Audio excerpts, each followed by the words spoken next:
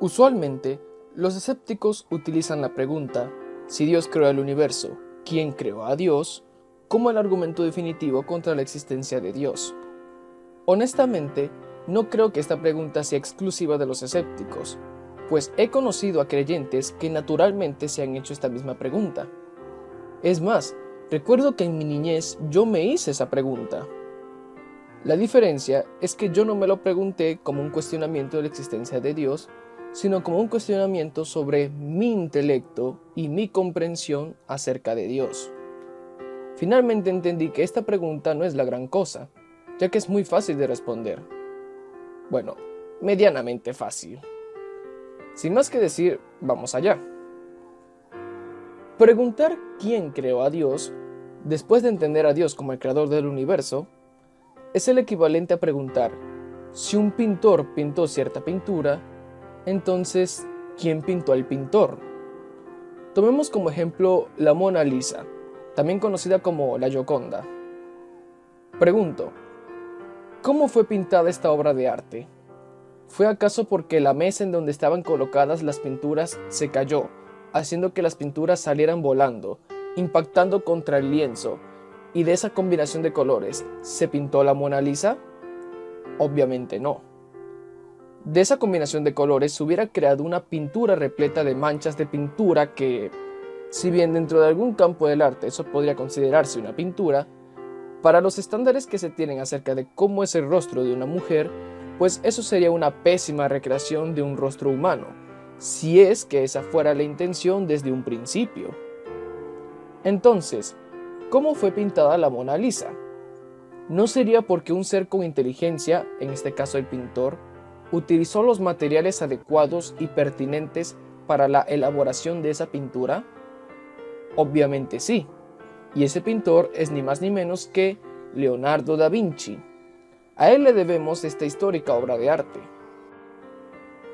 En fin, ya concluimos que la Mona Lisa fue pintada por alguien, y ese alguien es Leonardo da Vinci. Y ahora les haré una pregunta casi igual a la que está en el título del video. ¿Tiene sentido preguntar, si Leonardo da Vinci pintó a la Mona Lisa, entonces, ¿quién pintó a Leonardo da Vinci? Pues no tiene sentido. Ciertamente, de manera metafórica, podemos decir que a Leonardo da Vinci lo pintaron sus padres, pero literalmente hablando no, porque él no es una pintura, sino que él es un ser ontológicamente distinto y separado de su pintura. Para quienes no conozcan la palabra ontología es el estudio de las propiedades esenciales de un ser.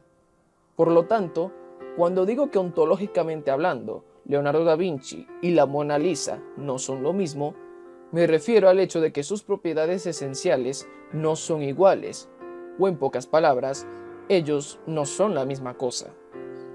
Bueno, esto mismo se aplica a Dios. Los creyentes aceptamos la idea de que Dios existe, usualmente utilizando como argumento el hecho de que el universo está inteligiblemente diseñado, lo que nos lleva a suponer que entonces puede haber un diseñador inteligente. De la misma manera en que una pintura inteligiblemente pintada nos hace suponer que detrás de ella hay un pintor inteligente. Así como el pintor y la pintura, en sus propiedades esenciales, son incompatibles como para decir que ambos son entidades pintadas, la ontología de Dios y del universo es incompatible como para decir que ambos son entidades creadas.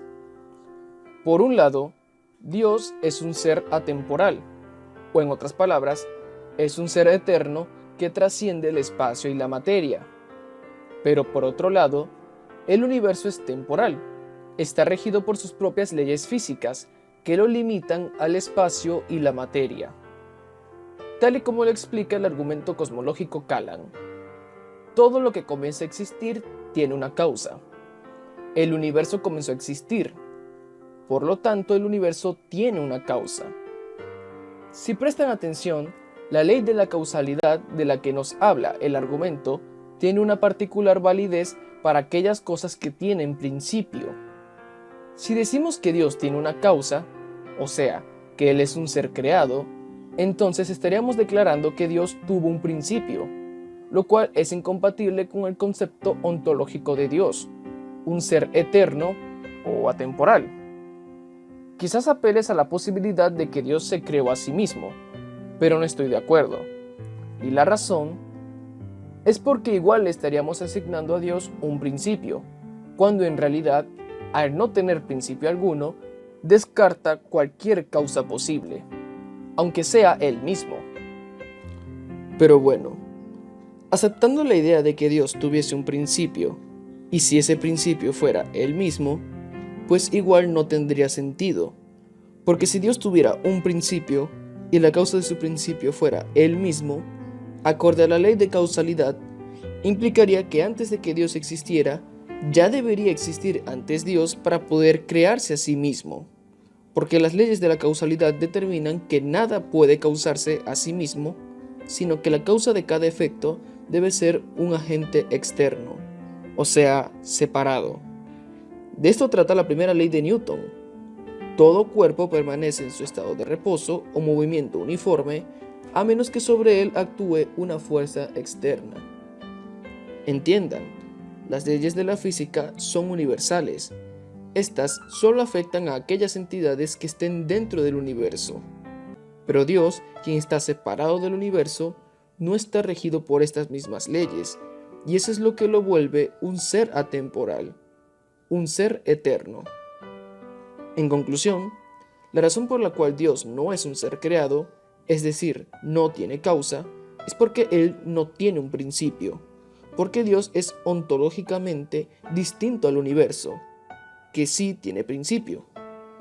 De la misma manera en que el pintor de una pintura es distinto a su pintura, lo que impide que Él sea un ser pintado como su pintura. Esa, damas y caballeros, es mi respuesta a la pregunta de ¿quién creó a Dios? Gracias por sintonizar este video. Espero que haya sido de tu agrado y para tu edificación. Soy Moisés Blanco, y como no sé a qué hora estás viendo esto, por esa razón te deseo unos buenos días, buenas tardes y buenas noches. Adiós y que Dios te bendiga.